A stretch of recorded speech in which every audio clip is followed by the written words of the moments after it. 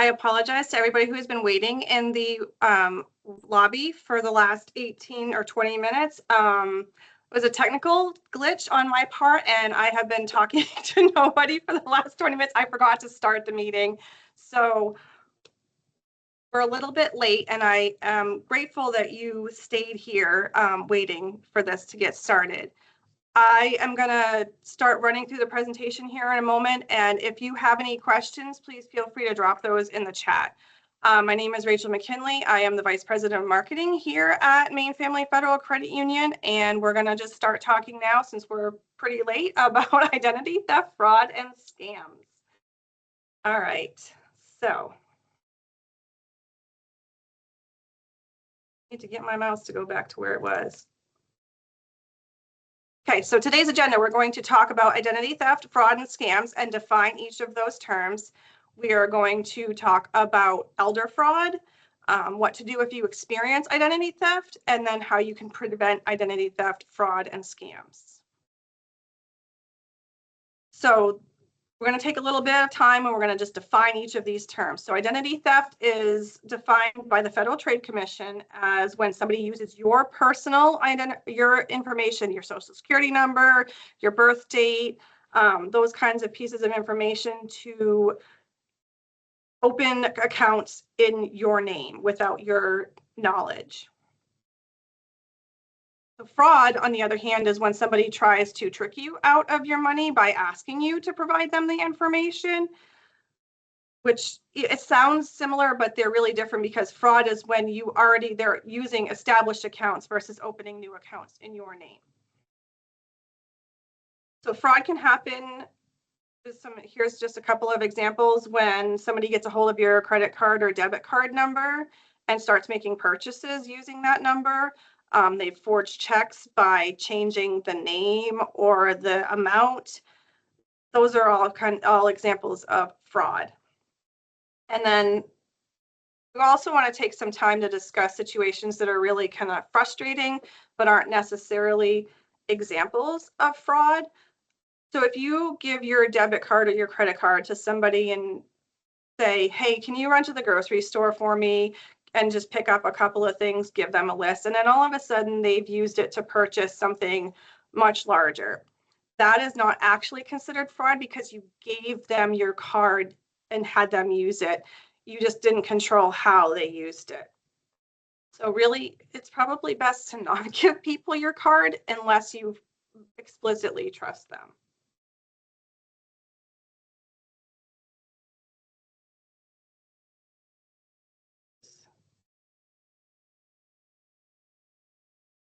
Really not cooperating with me today.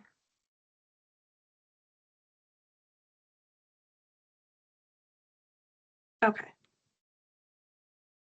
Next, whoops, I skipped a slide. Fraud is not forgetting to cancel a subscription. So a lot of times you have a free trial and you sign up for something and you have to provide your payment information up front. And then, 2 weeks, a month goes by, you forget to cancel the subscription. Unfortunately, that's not fraud, because you willingly gave the company your payment information.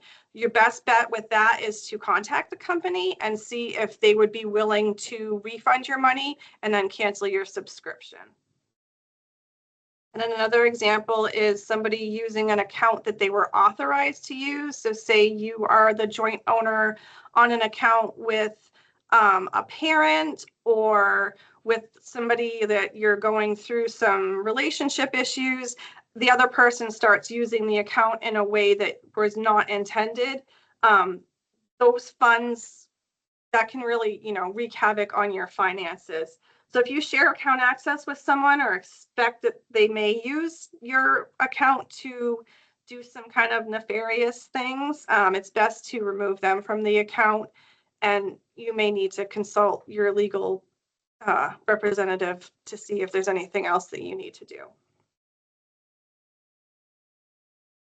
And a final example, and this happens, I think, quite frequently, is when kids make purchases without your knowledge. So if they're playing a game and you have your card tied to whatever game center that they're using, they see some really great offer for extra lives or whatever.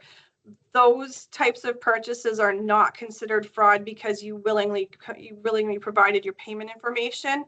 Our best advice is to not have your payment information tied to the games where kids may make a purchase without even realizing what they're doing. So next, we'll talk about the difference between what a scam is.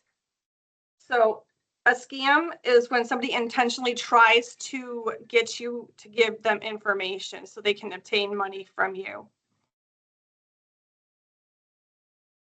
So examples could be romance scams, where somebody has like a fake profile online and they start building a relationship with you. And then all of a sudden they're starting to ask you for money, and they have great stories. But this happens quite frequently, and it's really hard to get out of, and it's not something that you can really recover from, because once you send that money to the person who's scamming you, it's gone because you willingly sent it to them. And another example would be phishing, which involves a scammer sending you emails or text messages that have they're trying to trick you to providing your information. They send you an email or a text message and says, click this link, and then you need to sign in or you need to fill out your information, but it's not legitimate. Just be really careful with those. They're trying to steal your information. So things that you're going to want to look out for, I have an example here on the next slide, but there's all kinds of different methods people have used to try to scam you out of your information.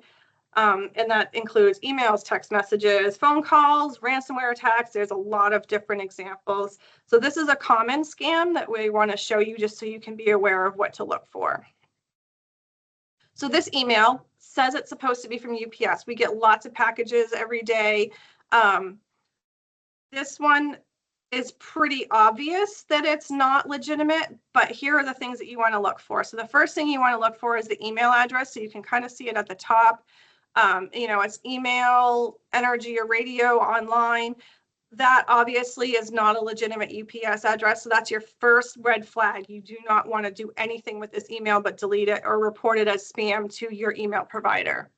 You can also see that the tracking number on the subject line, it does not match the tracking number within the email. The UPS logo is not correct. There's a lot of different kind of mixed messages in here saying you have packages ready for delivery, and then you have stuff about suspended packages. So it's like, which one is it? And it's looking, it's trying to kind of get you to act quickly because you're a little worried, like, oh gosh, I really needed this item and I need it to be sent. So if you click that link, you're going to give them the information that they're looking for, and they're going to be able to use your information to defraud you. And then another fun thing, if you ever look at the bottom of the footer and you can see that there's an address in Sarasota, Florida, you actually look it up. This is not a UPS store. So this is another red flag that tells you, like, this is just not something that I should be clicking on. Another example, we have a Gmail message. Again, the sender address is not a legitimate message from Gmail. And it's saying that you've gotten 42 complaints about your email account recently. So they're trying to prey on your worry of, like, oh gosh, I need to have my email account. I can't have complaints against it. I'm going to click on it.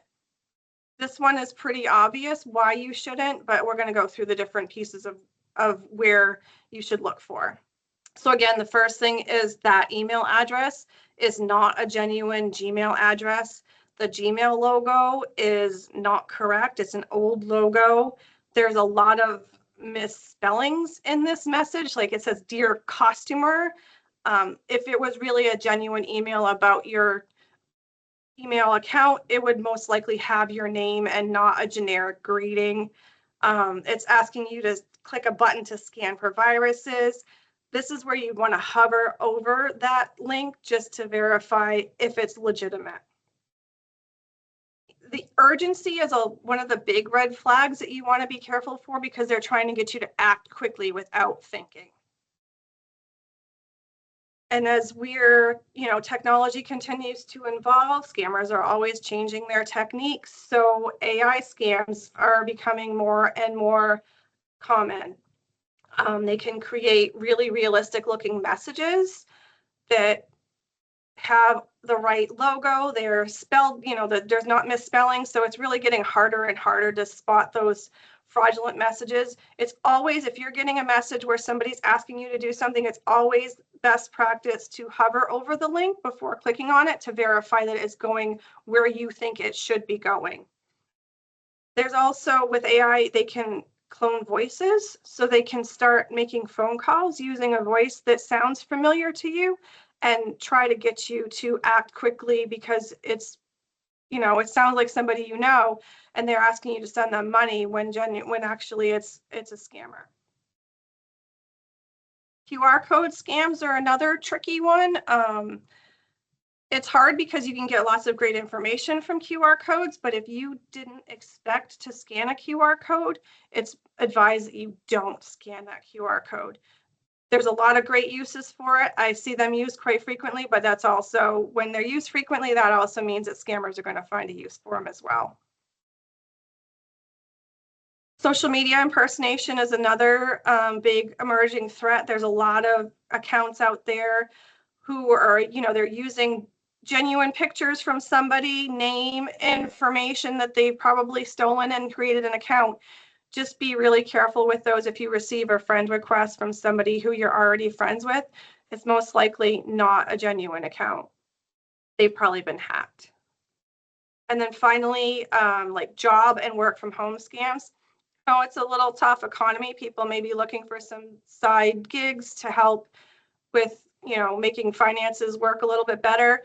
So people are tempted by these, offers like this text message on the screen that's showing that they're where they're recruiting part-time employees. A lot of times those are not legitimate. Be really, really careful. And if an employer ever asks you to make a payment or send something like equipment in order to get a job, you know that that's a red flag, that there's definitely not a legitimate job. So summary is really to help spot these things is to really be vigilant. Stop and think before you open anything or click on anything, to think, did I order something? Did I expect this email from a person? Does it look legitimate? Are the links and the addresses on the email the one that goes to the business? If you ever have a question, you're better off reaching out to the business directly or the person directly versus clicking on something and then being sorry later. So now is a good time for me to stop and ask if there are any questions. And if you want, you can either, or you can just put it in the chat.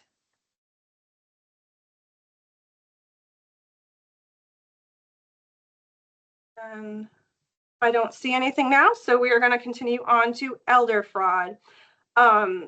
Unfortunately, there's a lot of scammers out there who are trying to target on older adults because they think that they probably have some money and they are hopeful that they are not quite as technologically savvy and more able to, or more apt to give away their information. So if you or somebody that you love or you are considered an elder, we are going to share after this webinar some additional information that can help you spot these fraudulent attempts. And then we're also going to go over some with you. So some of the common scams that are used for elder fraud are sweepstakes scams because, it's always great when somebody thinks they want a prize or some kind of lottery. But a lot of times with these scams is that the winner is asked to send something before they get their prize. They want you to send in a gift card, cash, a money order, a wire, all of these things. Once you've sent it, you cannot recoup the information or the money, excuse me. And even if you do send the money, you're most likely not going to be getting anything in return. Tech support scams are another challenging one. You may get an email or a phone call saying that there's something wrong with your computer, or a message may just pop up while you're online and it may say that you need to call for tech support, or they might call you saying that they're going to help you with your computer. If they're calling and they ask for you to pay for the support, hang up. It's a scam. A lot of times they will, if they ask you to grant authorization to remote into your computer, really want to be careful with that if you did not initiate the contact, because that may give them access to files or passwords or information that they can use to defraud you.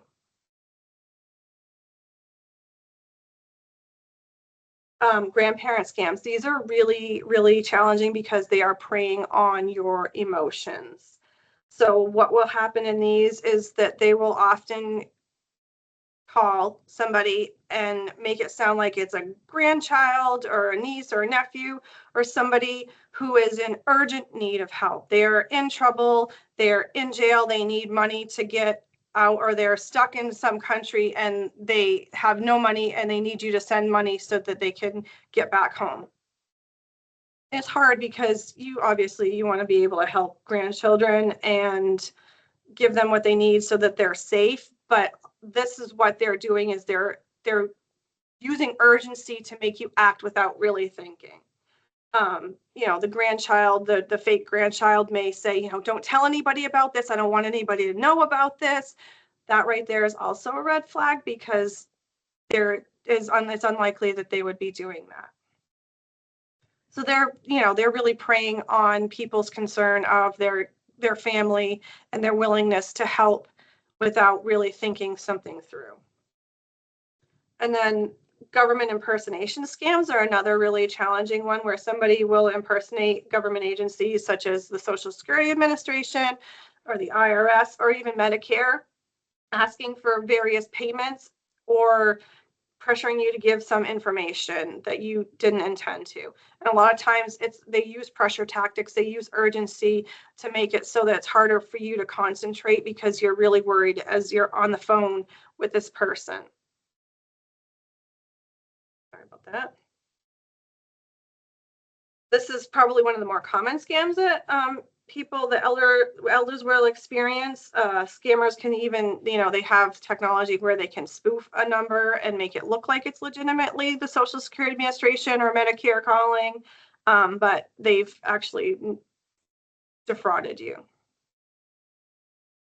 So, any questions on elder fraud? It's really challenging, and we here at the credit union are frequently looking out for that to make sure that people are not experiencing it, kind of seeing if there's something that just doesn't quite look right. We will have conversations with members to make sure that they are aware of what's going on.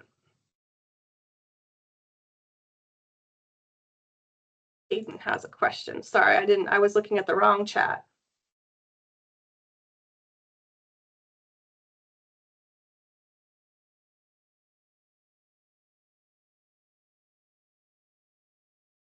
Caden asked back onto the scams.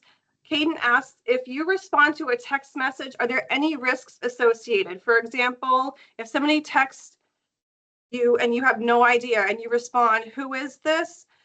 It could be a problem. There are some times where they now have your information. They know that your phone number is active.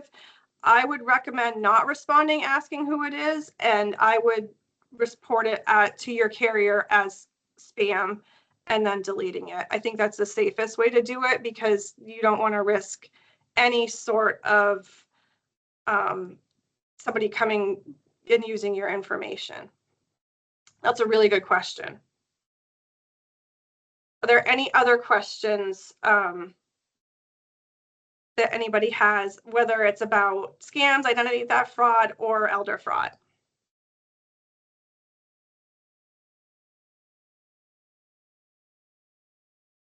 It doesn't look like we have any more, so I'm going to move on. So if you experience identity theft, it's going to be really, really frustrating, really, really stressful. And sometimes it's humiliating, because having your information stolen it's not going to be a good feeling. So if it does happen to you, you're not alone. It happens to so many people every year, and the number is increasing all the time. So we're going to help you kind of look here are the some of the things you're going to look for, and then what you can do to help make everything right again, or as close to right as possible. So first thing you want to look for is any unusual charges or transactions, even if they're small. They could just be $1 or $2. A lot of times scammers will make small dollar transactions just to test and see, is this account working? And then that's where they get your information and they can make bigger transactions. They're hoping that those little transactions are things you're not going to notice, so it can go on for longer. So if you see a charge that you didn't recognize, definitely do some research. Sometimes there are transactions that you think are not legitimate, but it's because the business uses a different name for their processing that they may use for for their business. So verify with receipts to make sure that those charges are legitimate. So, and then, just thinking back to where you spent your money, how much you spend at each place can help you identify something that doesn't look quite right. If you suddenly stop receiving bills, that could be a sign of identity theft, that somebody has started sending your bills to a different address. Obviously, at first you might like, oh, great, I'm not receiving any bills, but that could be a definite red flag, because it could be that somebody has gained access to your accounts and they have started sending them to another address to steal your information. And then you're not going to notice your unauthorized account usage. So this is a good way that you can have, if you're using online bill payments, this is a really good way to make it a little bit easier to see the transactions that are happening in real time versus waiting for a bill. And on the flip side of that, if you start receiving credit cards in the mail that you didn't apply for, that's a red flag of identity theft.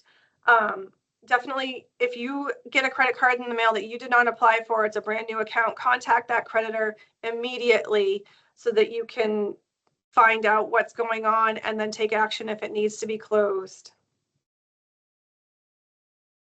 Another sign is that you may be denied credit unexpectedly, like you have a great credit score, you haven't opened any accounts to your knowledge lately, but all of a sudden you're denied credit. That could be another red flag of identity theft.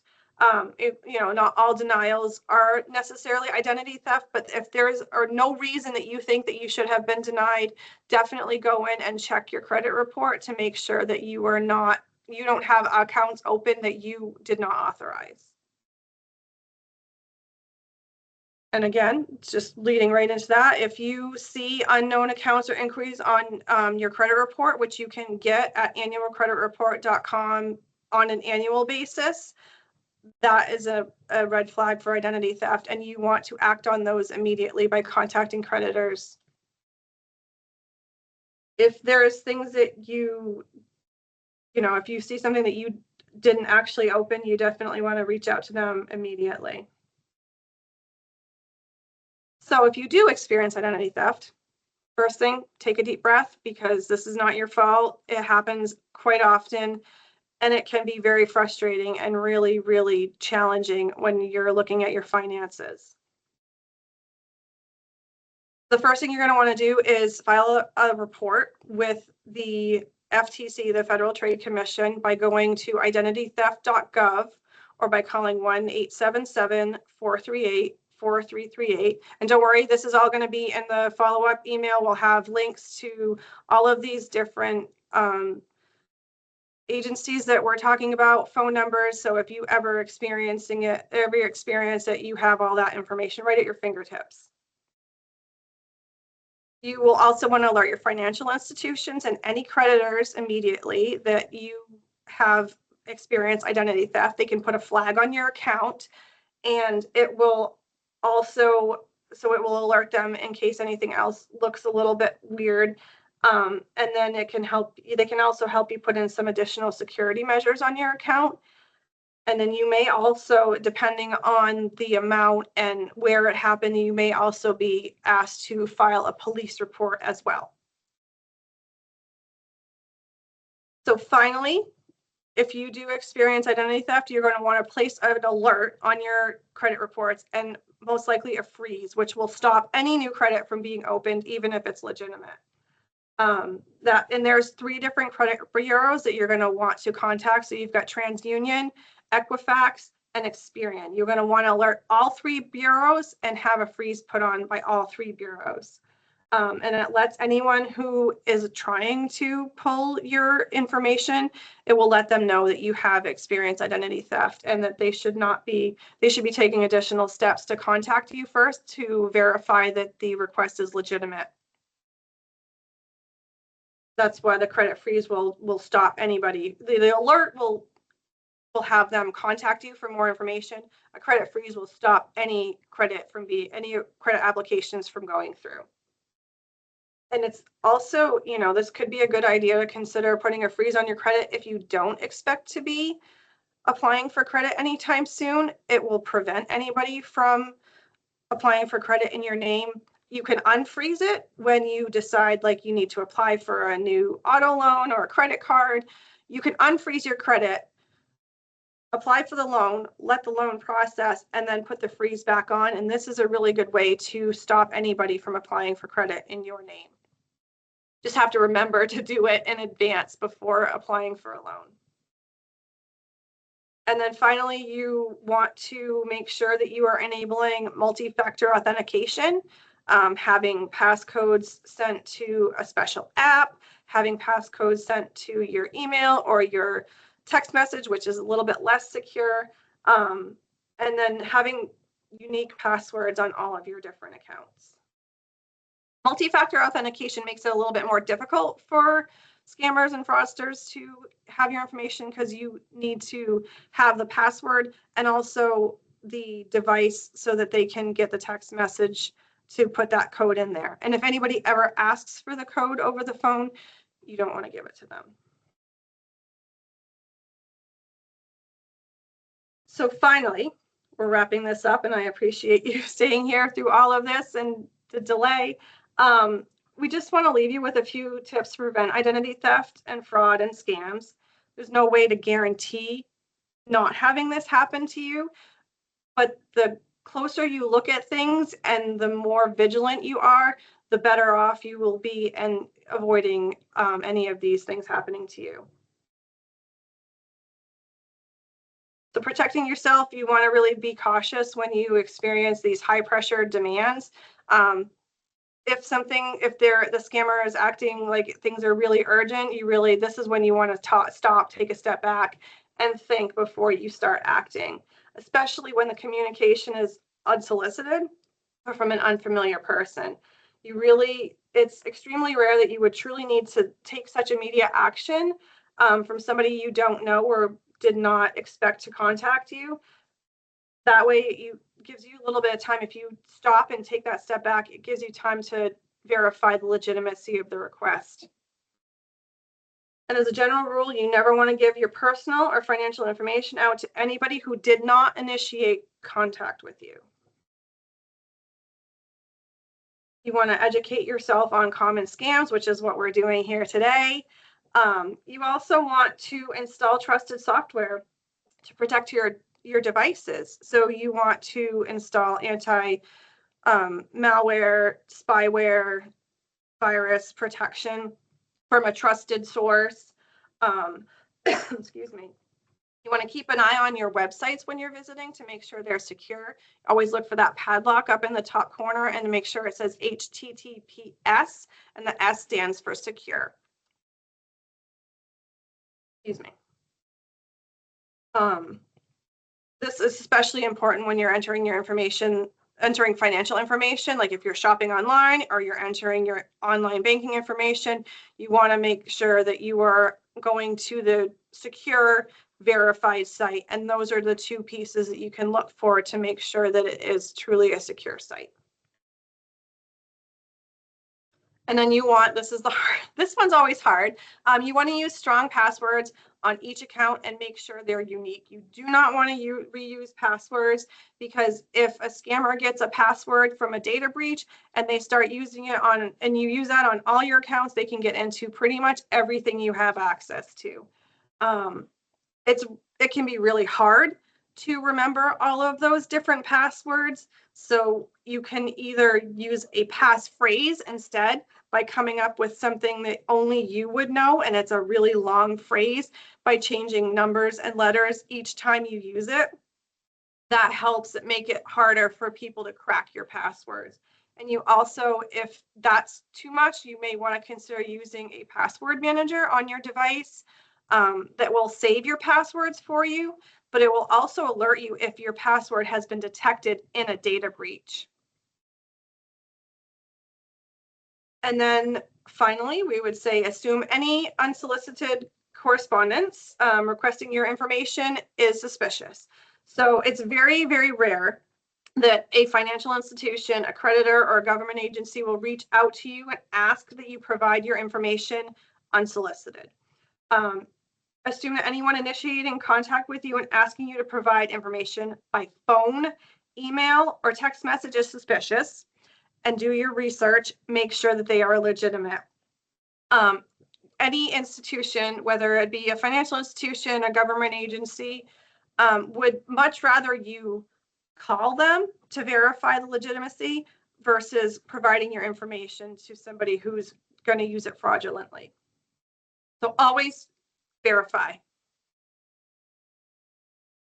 You want to check your credit report like we discussed earlier. Check it regularly and then consider placing a freeze.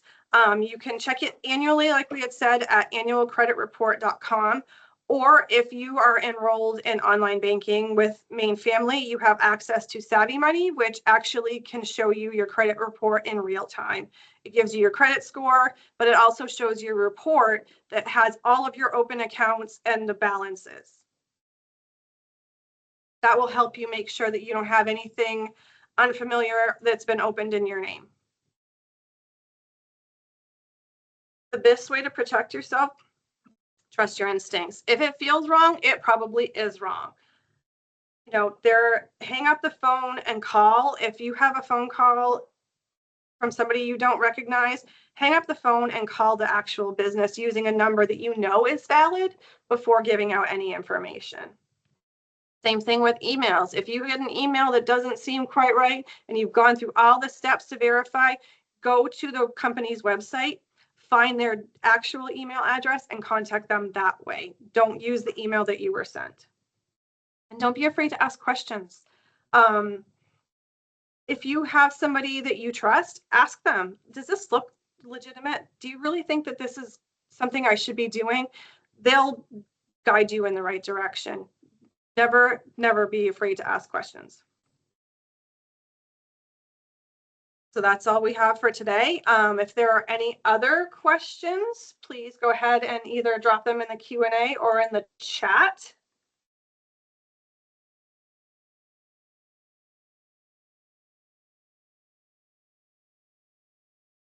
And I don't see anything here. Caden asked if the recording will be sent. Yes, it definitely will be.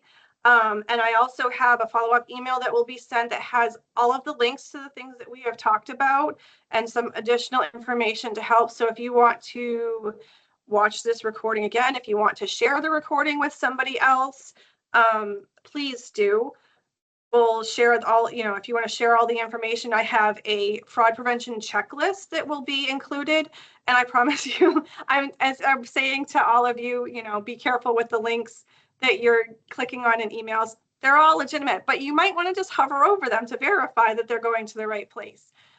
Put this into practice. So yes, I will be sending an email by tomorrow morning with the recording and all of the other information that we talked about. So if there are no other questions, we're going to finish this day. Again, I thank you all for your patience and sticking with me despite the technical difficulties.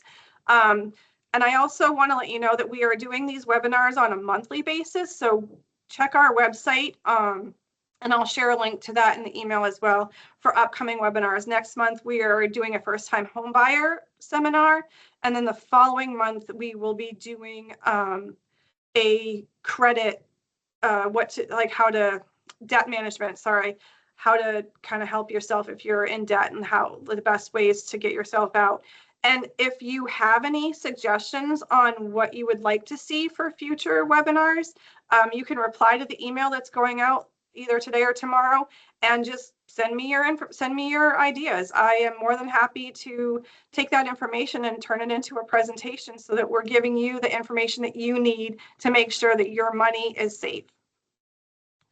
So with that, thank you all very much for your time today, and I hope you have a wonderful day.